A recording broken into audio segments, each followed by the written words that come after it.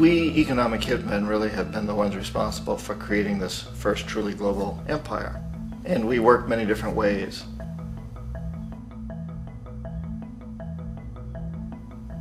But perhaps the most common is that we will identify a country that has resources our corporations covet, like oil.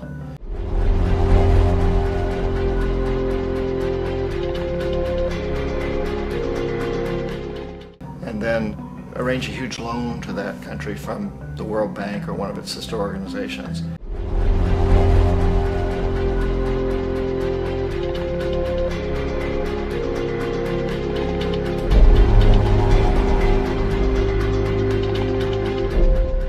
But the money never actually goes to the country. Instead, it goes to our big corporations to build infrastructure projects in that country, power plants, industrial parks, ports, things that benefit a few rich people in that country.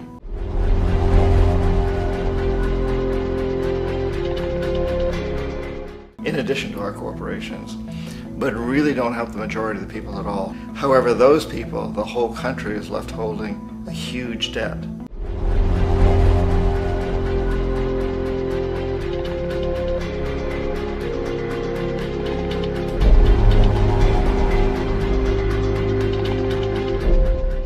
It's such a big debt they can't repay it, and that's part of the plan.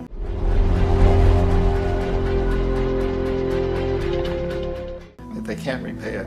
And so at some point we economic hitmen go back to them and say, listen, you lost a lot of money, can't pay your debts, so sell your oil real cheap to our oil companies.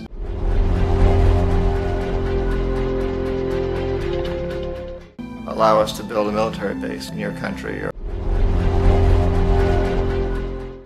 send troops in support of ours to someplace in the world like Iraq.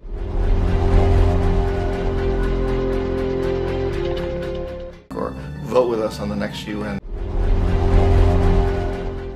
vote to have their electric utility company privatized and their water and sewage system privatized and sold to U.S. corporations or other multinational corporations.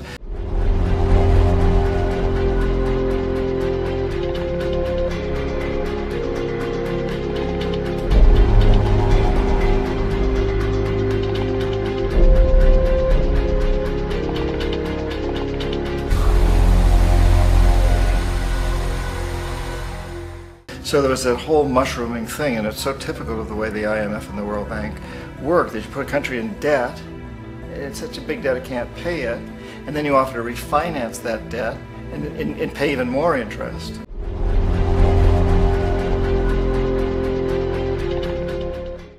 And you demand this quid pro quo, which you call a conditionality or good governance,